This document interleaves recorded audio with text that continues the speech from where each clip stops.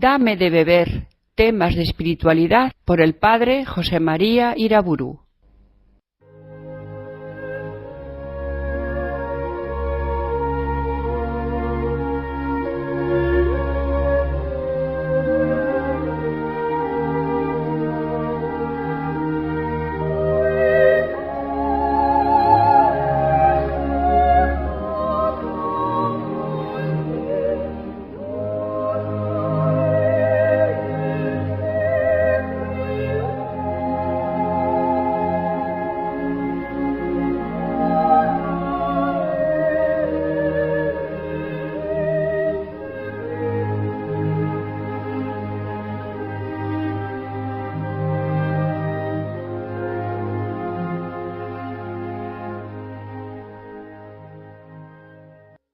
En el nombre del Padre, del Hijo y del Espíritu Santo. Ven, Espíritu Santo, ilumina los corazones de tus fieles y enciende en ellos el fuego de tu amor en esta hora de meditación.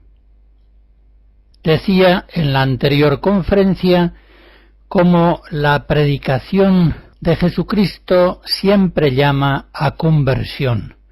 Por tanto, una predicación es evangélica en la medida en que llama a conversión a los hombres. Y esa llamada a la conversión hecha por Jesucristo ha de mantenerse siempre viva en la Iglesia a través de los siglos. Por eso el Vaticano II, en la Sacrosanctum Concilium número 9, dice: la Iglesia proclama a los no creyentes el mensaje de salvación, para que todos los hombres conozcan al único Dios verdadero y a su enviado Jesucristo, y se conviertan de sus caminos, haciendo penitencia. Y a los creyentes les debe predicar continuamente la fe y la penitencia. Cristo y la Iglesia llaman, pues, a conversión y a penitencia. Dos palabras equivalentes que en el Nuevo Testamento están expresadas en la palabra griega metanoia. Y fíjense que la metanoia, la penitencia, la conversión, hace referencia no solamente a un cambio de conducta, a un cambio de vida moral, sino que antes y más llama a un cambio de mentalidad, de mente. La misma etimología de la palabra metanoia así lo expresa. Cuando, por ejemplo, en Mateo 3, en Mateo 4, llama a Jesucristo: convertíos, que el reino de Dios se acerca a vosotros, emplea la palabra metanoia. Meta hace referencia al cambio de un estado a otro, y nous expresa en griego la mente. Por tanto, llama a Jesucristo, llama a la Iglesia a lo largo de los siglos, fundamentalmente a un cambio de mente en la penitencia, que hará posible un cambio en la conducta. Indudablemente, los cambios más profundos que pueden producirse en la persona se inician en un cambio mental. De ese cambio vendrán cambios duraderos conductuales. La fe, es decir, el cambio de mente, dejando que la razón se vea iluminada por la fe, haciéndonos discípulos de Dios. La fe es el principio de la conversión, de la penitencia, de toda la vida cristiana. El justo vive de la fe, dice San Pablo, Romanos 1. Y el Concilio de Trento nos enseña que el principio de la justificación del hombre está en la fe. Cuando en el capítulo 1 y 2 de la carta primera a los Corintios, San Pablo hace una serie de consideraciones sobre cómo el cristianismo es una sabiduría que nos hace aceptar lo que para los judíos es escándalo y para los paganos es locura, hace ver que solamente el que ha recibido el Espíritu de Dios entiende las cosas que Dios enseña. Y concluye diciendo, capítulo 2, versículo 16, nosotros tenemos el pensamiento de Cristo. Nosotros tenemos la mente de Cristo. Aquí está la metanoia fundamental, que hará posible la conversión de toda la vida personal. Antes de entrar a analizar la virtud de la penitencia, quiero en primer lugar dejar claro que no debemos asociar la idea de penitencia con la idea de tristeza. Por el contrario, si la virtud de la penitencia tiene como objeto propio la destrucción en nosotros del pecado y de las consecuencias del pecado, la virtud de la penitencia tiene una virtualidad muy especial para alegrarnos. Es la virtud de la penitencia la que nos hace pasar de la muerte a la vida, de la enfermedad a la salud, de la cautividad del mundo, del diablo y de nuestra propia condición humana, a la libertad propia de los hijos de Dios. Podríamos decir en algún sentido que después de la caridad no hay virtud tan alegradora como la virtud de la penitencia. A más penitencia, más alegría. Lo vemos así comprobado tantas veces en la vida de los santos. Los más penitentes son los más alegres. A más participación en Cristo crucificado, más unión al Cristo glorioso resucitado.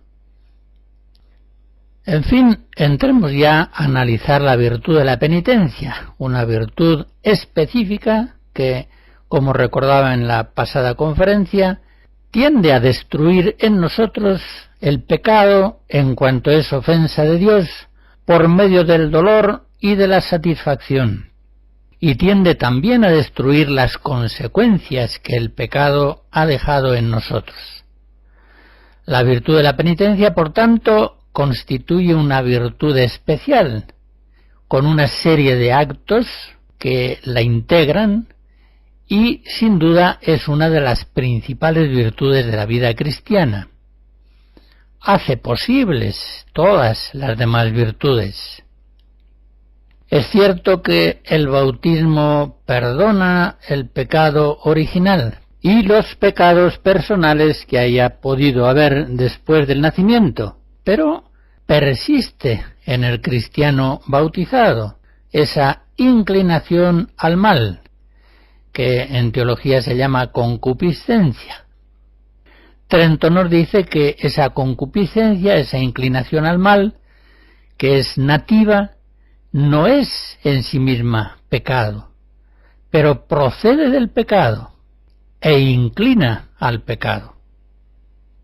Y en este sentido, en el ejercicio de cualquiera de las virtudes cristianas, la persona hallará una dimensión penitencial, ya que por ella se vuelve a Dios, se abre a la acción del Espíritu Santo. Por tanto, todas las virtudes cristianas son penitenciales, pues todas tienen fuerza y eficacia para llevar adelante la conversión de la persona. Pero existe una virtud específica de la penitencia, palabra que en griego es metanoia y que también suele traducirse por el término conversión. Los actos principales que la integran son el examen de conciencia. Si no reconocemos los pecados que nos separan de Dios, con los cuales le hemos ofendido, difícilmente podremos arrepentirnos de ellos. El examen de conciencia es evidentemente el acto primero de la virtud de la penitencia. En segundo lugar, la contrición, también llamada dolor de corazón, arrepentimiento. ¿De qué nos vale conocer y reconocer nuestros pecados si no nos importa haber con ellos ofendido a Dios y lesionado a la Santa Iglesia, a la comunión de los santos? La contrición indudablemente es el corazón mismo de la virtud de la penitencia, el acto más importante.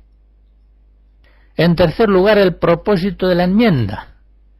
¿De qué nos vale examinar nuestra conciencia, reconocer nuestros pecados, dolernos de ellos, si a estos actos nos sigue un propósito firme y esperanzado de enmendarnos, de cambiar nuestra vida, de entrar por el camino recto del Evangelio?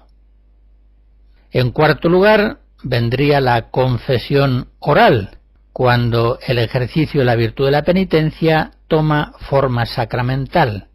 Confesamos al ministro del Señor nuestros pecados, para que Él, ejercitando en el nombre de Cristo función de juez, de médico misericordioso, ate o desate nuestras culpas, haciendo un discernimiento sobre la veracidad de nuestro arrepentimiento.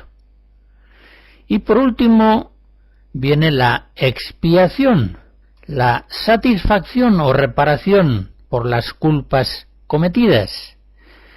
Este acto que tantas veces se olvida o se ignora en nuestro tiempo es parte integrante de la penitencia. No acabamos de convertirnos de nuestros pecados si no expiamos por ellos con obras penitenciales adecuadas. Cada uno de estos actos será objeto de nuestra atenta consideración y meditación. El Señor nos dé su gracia para penetrar profundamente en las maravillas de la virtud de la penitencia. Escucharemos fragmentos del Miserere compuesto por Zelenka, un compositor de Bohemia de comienzos del siglo XVIII.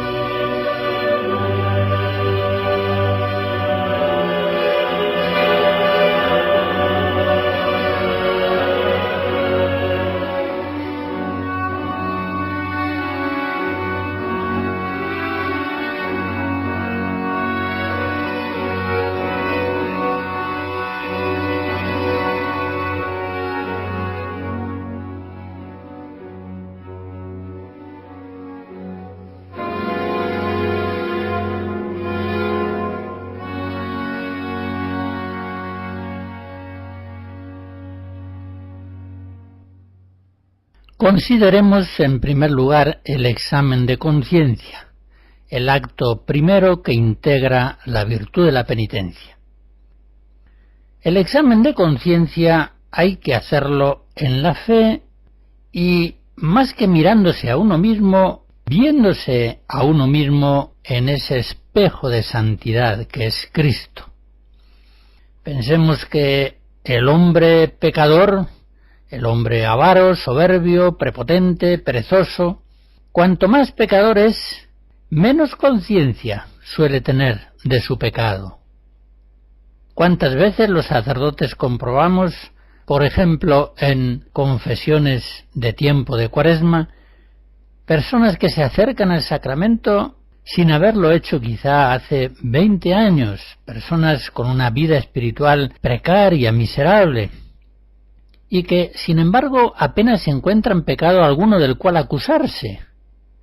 Es tan poca la luz de la fe en ellos que apenas alcanzan a ver en sí mismos ninguna culpa. Cuanto más abunda el pecado en nosotros, más a oscuras nos quedamos, menos nuestra conciencia tiene luz para discernir el pecado, los actos que ofenden a Dios y lesionan a la Iglesia. Por eso digo que el examen de conciencia hemos de hacerlo mirando a Cristo, atendiendo su palabra, considerando el Evangelio.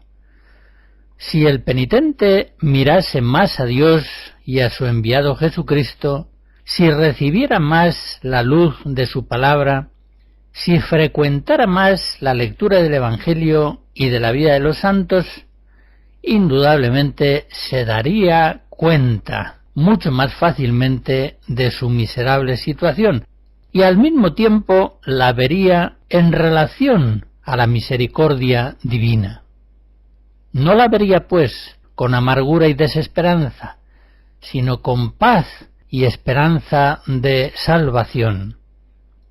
Por eso la liturgia del sacramento de la penitencia prevé una oración al comienzo que dice: Dios, que ha iluminado nuestros corazones, te conceda un verdadero conocimiento de tus pecados y de su misericordia. Las dos cosas tienen que ser gracia de Dios, el conocimiento de la propia miseria y el conocimiento de la misericordia divina. Las dos cosas hemos de pedir en la oración de súplica con todo empeño, cuando tratamos de examinar nuestra conciencia. Santa Teresa explica esto muy bien en Primeras Moradas, capítulo 2. A mi parecer, jamás nos acabamos de conocer si no procuramos conocer a Dios. Mirando su grandeza, acudamos a nuestra bajeza, y mirando su limpieza, veremos nuestra suciedad. Considerando su humildad, está Teresa pensando sobre todo en Cristo, veremos cuán lejos estamos de ser humildes.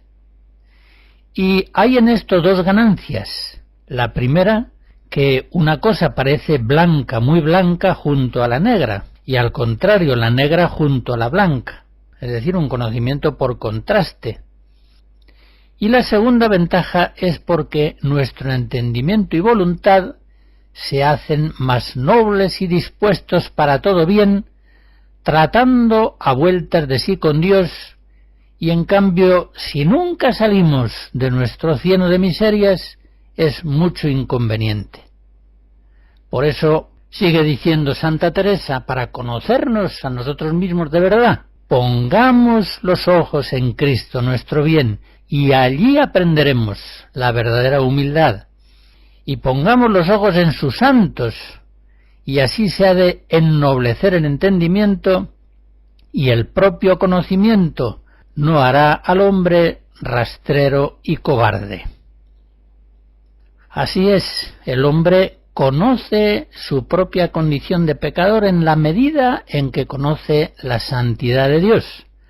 Recordemos, por ejemplo, en el capítulo 6 de la profecía de Isaías, cómo el profeta descubre al mismo tiempo la santidad de Dios y su propia condición de pecador.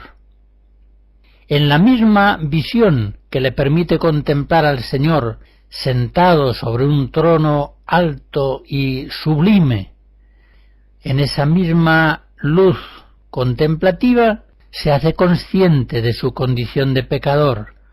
¡Ay de mí! Estoy perdido, pues siendo un hombre de labios impuros, que habita en medio de un pueblo de labios impuros, he visto con mis ojos al Rey, al Señor de los ejércitos. Leyendo los Evangelios, leyendo vidas de santos, libros de espiritualidad, se ilumina nuestra alma, conocemos la verdad de la vida cristiana y a esa luz nos damos cuenta de los muchos pecados grandes y pequeños que hay en nuestra vida.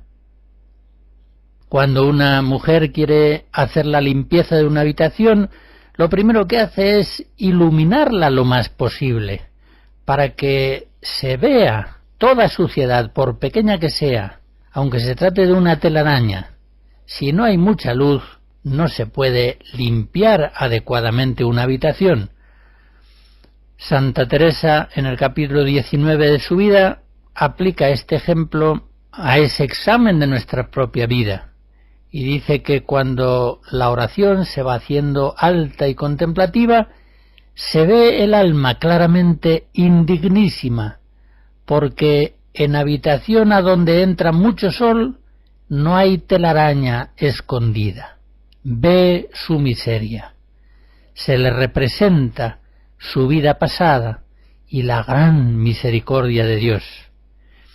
Y sigue diciendo en el libro de la vida, capítulo 20, es como el agua que está en un vaso, que si no le da el sol, parece estar muy clara, pero si da el sol en él, se ve que está todo lleno de motas. Al pie de la letra, sigue diciendo, es esta comparación. Antes de estar el alma en esta alta oración, le parece que trae cuidado de no ofender a Dios y que conforme a sus fuerzas hace lo que puede. Pero llegada aquí, cuando le da este sol de justicia que le hace abrir los ojos, ve tantas motas que los querría volver a cerrar. Se ve toda turbia. Y se acuerda de aquel verso que dice, se refiere al Salmo 142, ¿quién será justo delante de ti? Por tanto, insisto, el examen de conciencia ha de hacerse considerando sobre todo nuestra vida a la luz de Cristo, a la luz de sus santos, a la luz del Evangelio. En una palabra, a la luz de la fe. Es la luz de la fe la que permite que conozcamos nuestros pecados. Pero el examen de conciencia penitencial ha de hacerse también actualizando la caridad intensamente, pues sólo en la medida en que amamos al Señor podremos advertir hasta las faltas, hasta las ofensas más pequeñas que le estamos haciendo. Cuando nosotros amamos mucho a una persona, enseguida nos damos cuenta de las faltas más chicas que podamos tener contra ella. Enseguida la conciencia nos las señala. Mientras que tantas veces tratamos mal, por acción o por omisión, a personas a las que apenas queremos y nuestra conciencia apenas nos acusa de nada. El examen de conciencia ha de hacerse pues como un acto de amor. Señor, dime lo que hay en mi vida que te desagrade. Dímelo por tu gracia, y dame tu gracia para desarraigarlo de mí. Es un acto de amor el examen de conciencia. Pero es un acto también de humildad. El soberbio, el vanidoso, es incapaz de reconocer sus pecados, por eso es incorregible. Solamente el humilde, en la medida en que es humilde, está abierto a la verdad, sea cual fuere.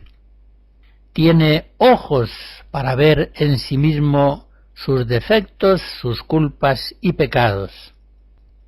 Por tanto, como digo, el examen de conciencia ha de hacerse actualizando la fe, la caridad, la humildad, y ha de hacerse en profundidad. Quiero decir con esto, no limitando el examen a un recuento superficial de actos malos, sino tratando de descubrir sus malas raíces, sobre todo esas resistencias a la gracia que van haciéndose ya habituales. Pondré un ejemplo. Supónganse una persona que tiene mal genio y una y otra vez se enfada y se enoja y tantas veces hace propósito de mantenerse benigna y serena, pero tantas veces explota su mal genio. A la hora de examinar su conciencia, debe examinarla en profundidad, debe preguntarse ¿por qué estoy yo en esta situación anímica tan irritable? ¿Por qué me enojo con tanta facilidad? Imaginen el caso de una mujer que, en contra de su voluntad, permanece soltera indefinidamente y vive con sus padres. Y supongan que esta mujer tiene muy mal genio, está muy irritable. Pues bien, no será suficiente para convertirse y pasar de la irritabilidad a la benignidad caritativa el que se haga muchos propósitos de la enmienda. Necesita descubrir la mala raíz de donde proceden esos malos genios. Y quizá, en este caso hipotético, el mal genio procede de que esta mujer no acaba de aceptar su soltería, que se va haciendo crónica, muy en contra de su voluntad.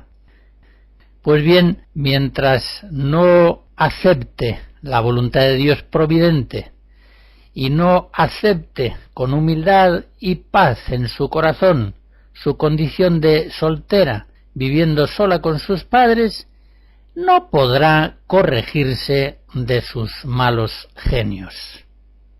El día en que, con la gracia de Dios, alcance a ver su soltería como voluntad de Dios providente, por tanto como un don de la gracia divina, ese día podrá estar en paz y alegre y desaparecerán sus malos genios.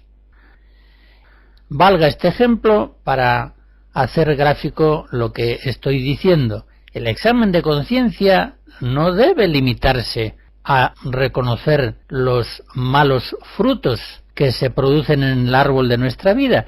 Tiene que examinar las malas raíces que dan lugar a esos malos frutos, para, arrancando esas malas raíces, poder efectivamente convertir la propia vida con la gracia de Cristo.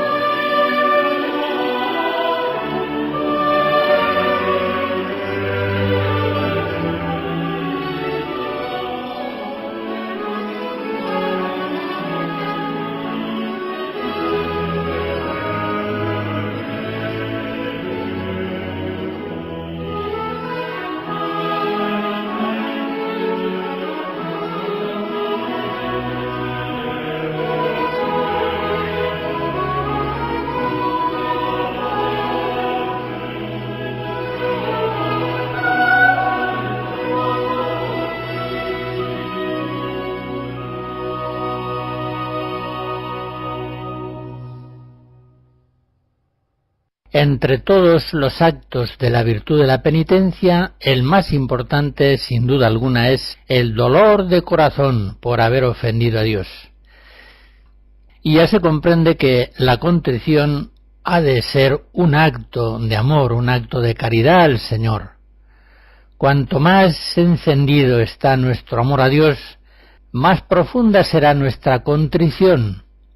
Cuando vemos, por ejemplo, a Pedro, que tanto amaba a Jesús, enseguida vemos que después de ofenderle 3 veces, lloró amargamente. Lucas 22. Ese llanto tan amargo de Pedro, ese dolor tan profundo que siente en su corazón, es amor a Jesucristo. Es pena grande por haberle ofendido y negado. Pues bien, quiere Dios que tengamos dolor por nuestros pecados, quiere suscitar en nuestros corazones por su gracia ese dolor. Quiere Dios que los pecadores lloremos nuestras culpas. En el profeta Joel capítulo 2 leemos: «Convertíos a mí en ayuno, en llanto y en gemido, rasgad vuestros corazones». La palabra contrición, que en latín viene de conterere, significa triturar. La contrición tritura de dolor nuestro corazón por haber ofendido al Señor. Si Cristo llora por el pecado de Jerusalén, así lo vemos en aquella escena de Lucas 19, ¿cómo nosotros, los pecadores, no habremos de llorar nuestros propios pecados? El Concilio de Trento distingue la contrición y la atrición.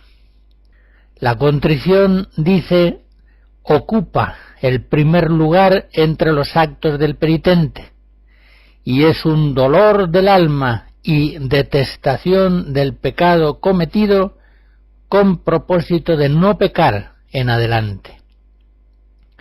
Esta contrición no sólo contiene en sí el cese del pecado y el propósito e iniciación de una vida nueva, sino también el aborrecimiento de la vida vieja.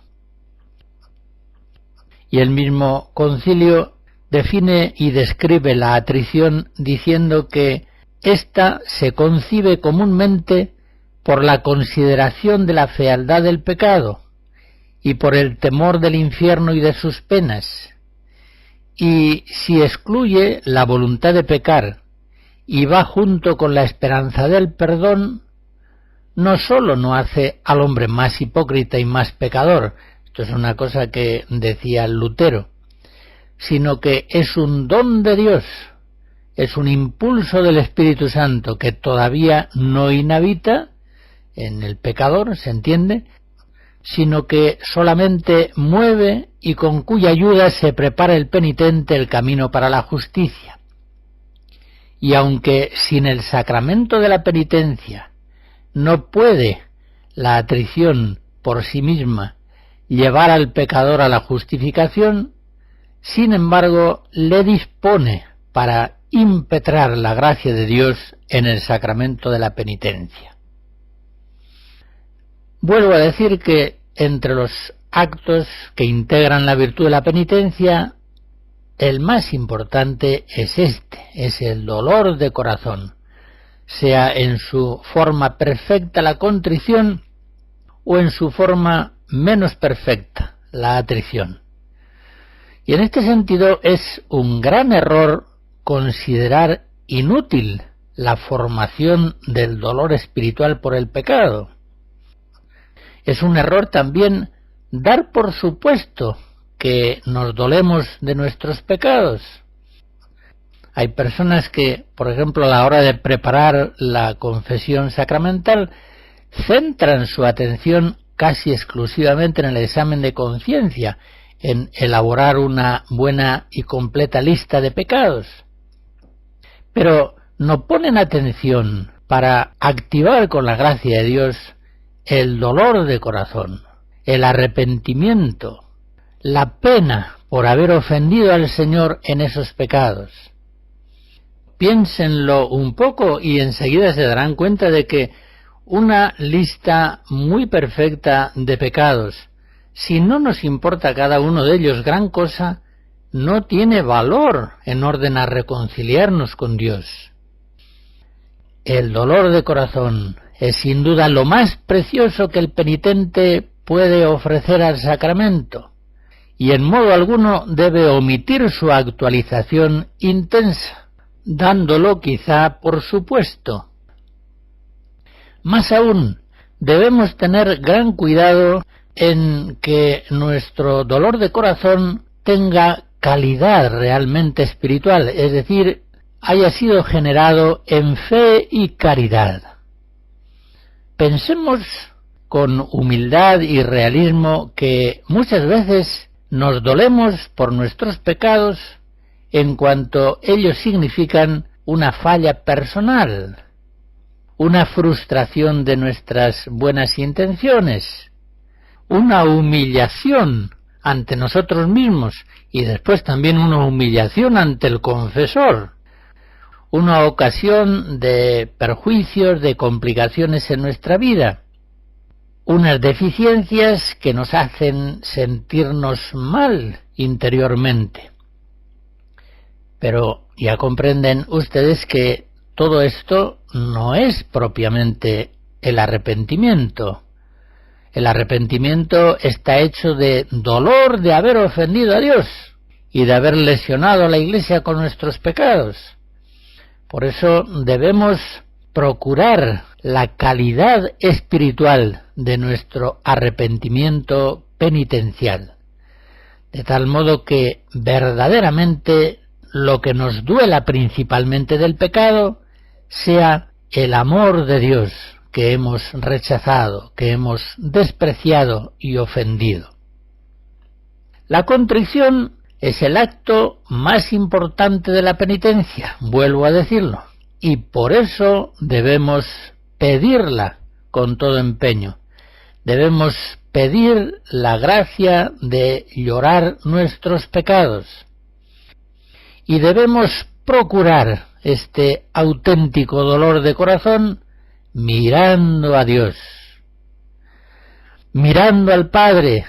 Comprendemos que por el pecado le hemos abandonado como el hijo pródigo y hemos buscado la felicidad alejándonos de él.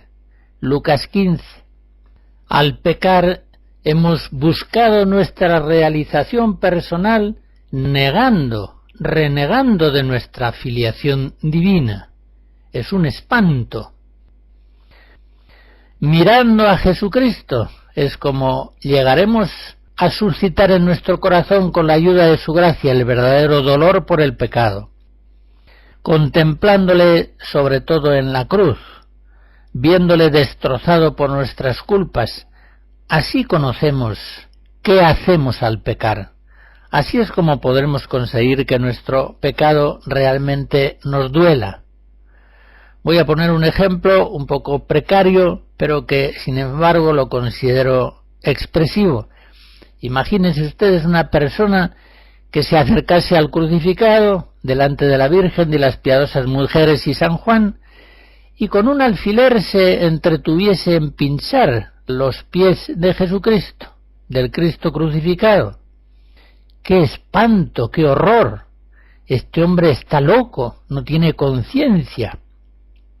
Y piensen que él podría tratar de excusarse diciendo: pero si lo que hago es una ofensa mínima, es un alfiler, todavía si le estuviera dando con un cuchillo, con un martillo, pero es un alfilerito, son unos pinchacitos sin mayor importancia. Nosotros nos daríamos cuenta de que este hombre estaba ciego, no se daba cuenta de que la más mínima ofensa realizada a Cristo es un horror espantoso. Pues bien, ¿cuántas veces nosotros menospreciamos nuestros pecados leves, considerando que no tienen mayor importancia? Nos autorizamos a nosotros mismos a pinchar a Cristo con un alfiler o a sus miembros, que son nuestros hermanos, y no nos damos cuenta de que el pecado que ofende al Señor, a nuestro Salvador, aunque sea en la forma más mínima, es un abismo de horror, que si lo viéramos no seríamos capaces de incurrir en él. Perdónalos, Padre, porque no saben lo que están haciendo. En tercer lugar, suscitemos en nosotros el dolor de corazón mirando al Espíritu Santo. Siempre que pecamos le resistimos, le despreciamos, le negamos la docilidad amorosa y obediente que le debemos. No le dejamos al Espíritu Santo iluminarnos y movernos, sino que preferimos pensar por nuestro juicio y movernos desde nuestra propia voluntad. En fin, ya se comprende que el verdadero dolor penitencial por el pecado nace de ver nuestro pecado mirando a Dios. Conviene señalar que en los buenos cristianos es mucho mayor el dolor de la contrición que la deficiencia del pecado. Quiero decir con esto que el pecado fue en ellos un breve tiempo maligno, apasionado, oscuro, falso, influido por el engaño del padre de la mentira.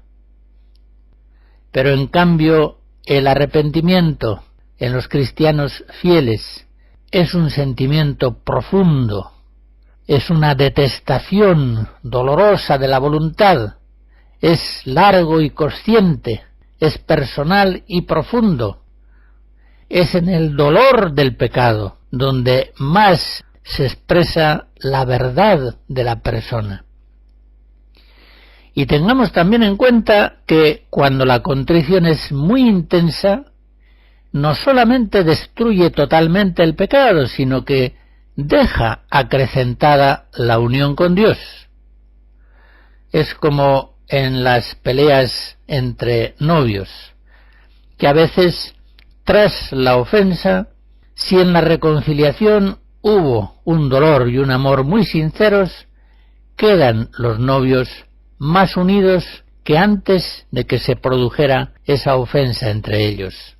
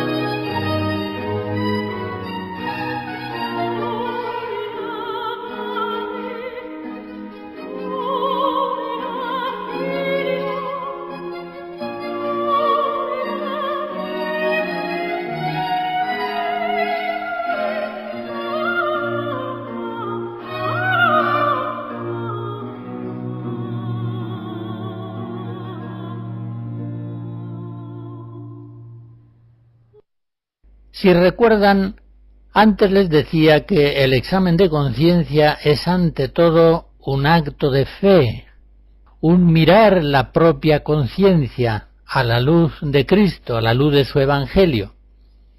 Y también hemos visto cómo el dolor de corazón es ante todo un acto de caridad, de amor al Señor, de dolor por haberle ofendido. Pues bien, el propósito de la enmienda viene a ser un acto de esperanza, que ha de hacerse también mirando a Dios. Es el Señor quien nos dice, con la fuerza vivificante propia de su palabra, vete y no peques más. Juan 8. Es el Señor quien nos levanta de nuestra caída. Es el Señor quien nos da su gracia para emprender una vida nueva. Por eso el propósito de la enmienda no se apoya en nuestras propias fuerzas, sino en la fuerza de la gracia, del amor que Dios nos tiene. Por tanto, es un acto de esperanza. Y en este sentido conviene hacer notar cómo gran tentación es para el hombre considerarse irremediable, verse pecador, sí, reconocerse culpable, pero no tener esperanza suficiente de conversión. Parece imposible. ¿Cuántas veces, tras una larga experiencia de pecados, de impotencia, de infidelidades, tras no pocos años de mediocridad aparentemente inevitable, se va posando en el fondo del alma, calladamente, el convencimiento de que en realidad no hay nada que hacer. Lo mío no tiene remedio. De este lamentable abatimiento es falta de fe en la fuerza de la gracia de Dios, falta de fe en la fuerza de nuestra propia libertad asistida por la gracia. De ese miserable abatimiento sólo podemos salir por la virtud de la esperanza, convencidos de que lo que es imposible para los hombres es posible para Dios. Lucas 18. Es cierto que muchos buenos propósitos no se cumplen, pero todavía son muchos más los propósitos que ni siquiera se hacen por falta de esperanza.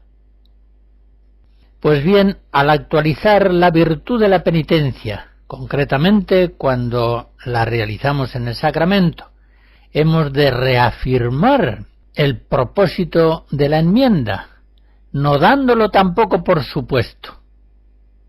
Y los propósitos que hemos de hacernos han de ser firmes, prudentes, bien pensados, sinceros, propósitos bien apoyados en la fuerza de Dios y no en las propias fuerzas. Han de ser propósitos altos, audaces. Recordemos aquella exhortación de San Pablo en 1 Corintios 12, aspirad a los más altos dones. Toda otra meta sería inadecuada para el cristiano, para el Hijo de Dios, que no está hecho por obra del Espíritu Santo para andar, sino para volar en el cielo de la perfección evangélica. San Agustín nos dice que la vida entera de un buen cristiano se reduce a un santo deseo. Deseemos, pues, hermanos, porque seremos colmados. En esto consiste nuestra vida, sigue diciendo San Agustín, en ejercitarnos a fuerza de deseos. Pero los santos deseos se activarán en nosotros en la medida en que cortemos nuestro deseo del amor del mundo. Lo que ha de llenarse ha de empezar por estar vacío. Tiene toda la razón el santo doctor. Si nuestro corazón está lleno de deseos mundanos, difícilmente desearemos la santidad. Por tanto, difícilmente levantaremos nuestros corazones por la esperanza en unos propósitos de la enmienda altos, audaces y sinceros. Por otra parte, los propósitos no deben ser excesivamente vagos y generales, pues en el fondo no comprometen a nada. Una persona, por ejemplo, que se hace el propósito de en adelante ser más bueno, mucho más útil para su conversión personal sería que concretase sus buenos propósitos en la conversión de ciertos aspectos de su vida que están torcidos, que concretase sus buenos propósitos en poner aquellas cosas que faltan en su vida y en quitar de ella aquellas otras que están de sobra. A algunas personas les cuesta mucho dar forma a su vida, quiero decir, asumir unos compromisos concretos, con propósito de guardarlos, con propósito de fidelidad. Parece como que prefieren andar por la vida sin un plan, sin un orden, sin concierto, a lo que salga según el capricho, según la gana o la circunstancia ocasional. Y esto es muy negativo para la vida espiritual. Por eso los propósitos no deben ser excesivamente vagos y generales, sino que deben comprometer a la persona en aspectos bien concretos. Pero, por otro lado, tampoco conviene hacer propósitos excesivamente determinados, que cuadricularían, por decirlo así, nuestra vida en una forma no muy conciliable con la libertad propia de los hijos de Dios. Recuerden aquello que dice Jesús y que se recoge en Juan 3, el viento sopla donde quiere y oye su voz, pero no sabes tú de dónde viene ni a dónde va. Así es todo nacido del Espíritu. Está bien, por supuesto, y es propio que hagamos propósitos, planes de vida, pero siempre condicionales, dejando siempre nuestra vida en una apertura total, incondicional, a la acción del Espíritu Santo, que muchas veces nos sorprende y desbarata los propósitos concretos que nos habíamos formulado. Leo un texto bien expresivo del capítulo 4 de la Carta de Santiago. Hoy o mañana iremos a tal ciudad y pasaremos allí el año y negociaremos y lograremos buenas ganancias, etc. Aunque estos planes sean buenos y honestos, son planes nuestros y pueden presentar resistencias a los planes de Dios, que muchas veces no coinciden con los planes nuestros. Sigue diciendo en ese mismo lugar el apóstol Santiago: no sabéis cuál será vuestra vida de mañana, pues sois humo que aparece un momento y al punto se disipa. En vez de esto, debíais decir: si el Señor quiere y vivimos, haremos esto o aquello. Pues bien, hagamos propósitos buenos, supliquemos al Señor que nos conceda vivirlos, pero añadiendo siempre: no se haga mi voluntad, sino la tuya.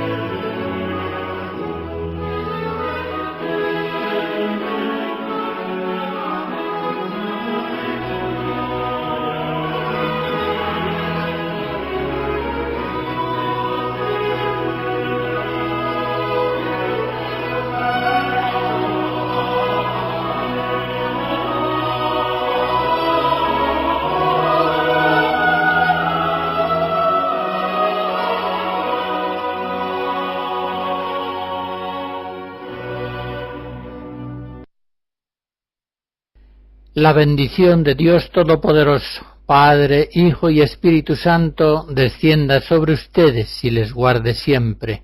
Amén.